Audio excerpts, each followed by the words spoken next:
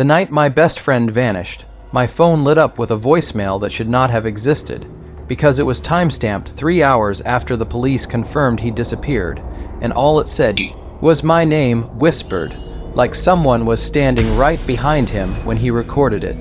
I was already shaking when I hit play, because I'd spent the last month watching him unravel, listening to him swear someone was following him every single night, and now the silence he'd feared more than anything had finally swallowed him whole. I need to rewind, though, because it didn't start with the voicemail or the cops or the sick feeling that still sits in my chest. It started with a joke, the kind you brush off, the kind that turns out not to be a joke at all. It was late October, one of those Midwest falls where the air smells like wet leaves and cold metal, and my friend Mark started texting me after midnight, sending blurry photos of his street with captions like "Tell me I'm tripping," or "You see that too, right?" At first, I honestly thought he was messing with me. Mark had always been dramatic, the type to spin a story out of nothing, and when he told me he thought someone was walking behind him every night after work, I laughed it off and told him to stop doom-scrolling true crime before bed. He worked late shifts at a logistics warehouse, got off around 11 p.m., and walked the same 6 blocks home every night. Same cracked sidewalks, same flickering streetlights, same boarded-up houses that had been there since we were kids. He said it started subtle, just footsteps echoing a little too close behind him, always matching his pace. When he slowed down, they slowed. When he stopped to check his phone, they stopped too. But every time he turned around, the sidewalk was empty. No cars passing, no people cutting through alleys, just quiet. I told him it was probably his own echo, or some guy walking a different route. He didn't laugh back. He sent me a voice note instead, breathing hard, whispering, "It's every night, man. Every single night. Same distance, same pace, like they're measuring me." That was the first time I felt a twinge of unease, not fear exactly, just that prickly sense that something was off. Over the next week, the texts escalated. He started sending videos instead of photos, shaky clips of dark sidewalks and yellow streetlight halos, the sound of his breathing loud in the mic. Sometimes you could hear it, footsteps, faint but real, right after his own. Sometimes you couldn't hear anything at all, and somehow that was worse. He told me the follower never crossed into the light, always stayed just far enough back, just far enough into shadow. I suggested self-defense stuff, pepper spray, calling someone while he walked. He tried that. He said when he was on the phone, the footsteps stopped completely, like whoever it was didn't want to be heard by anyone else. As soon as he hung up, they came back. He joked about getting a GoPro, then stopped joking altogether. He stopped sleeping. You could hear it in his voice, this thin, frayed edge like he was vibrating all the time. He said he started seeing patterns, like the same porch light flicking on as he passed, the same car alarm chirping once, not going off fully, just acknowledging him. I told him he was connecting dots that weren't there, but I didn't fully believe myself when I said it. About 2 weeks in, I walked his route with him. I wanted to prove to him, and honestly to myself, that it was nothing. We left the warehouse together, laughing a little too loud, our breath fogging in the cold. For the first few blocks, everything was normal. Quiet, but normal. Then, right around the corner where the streetlight always buzzes, I heard it.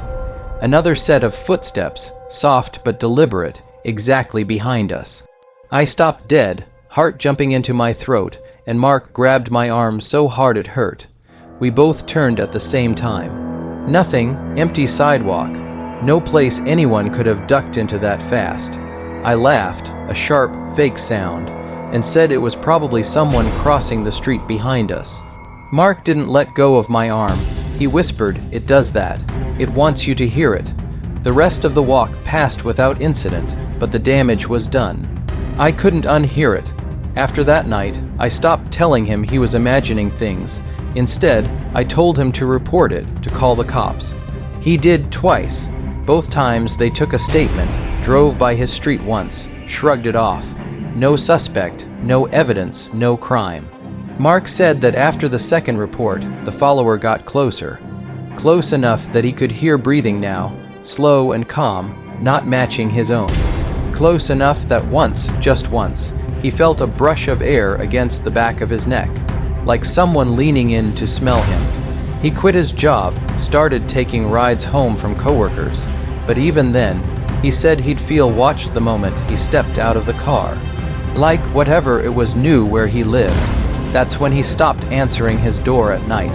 He taped over his peephole. He covered his windows with blankets. His apartment smelled like sweat and stale coffee when I visited, and he'd jump at every sound. I told him he could crash at my place. He said no, that it followed rules, that it only came when he was alone, when it could walk behind him, when there was distance to keep. He said if he changed too much, it might change too. The night before he disappeared, he called me around 12:30 a.m. I could hear footsteps immediately, louder than before, like the mic was catching every scuff of shoe on concrete. Mark was whispering again, voice shaking, saying it was closer than ever, that he could feel heat behind him. I told him to stop, to turn around to confront it. There was a pause, a long one, filled with nothing but the sound of his breathing. Then he said, if I turn around and it's there, I don't think I get to walk away. I told him to run. He said, very calmly, it doesn't run, it just keeps the same distance. The call dropped. I tried calling back. Straight to voicemail.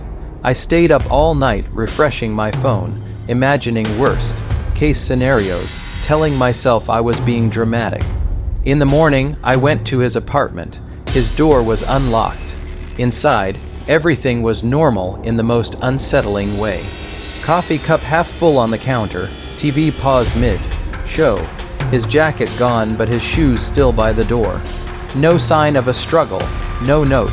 The police came again, this time serious. Missing person report, questions, the whole thing. They checked security cameras along his route. Most of them were broken or pointed the wrong way.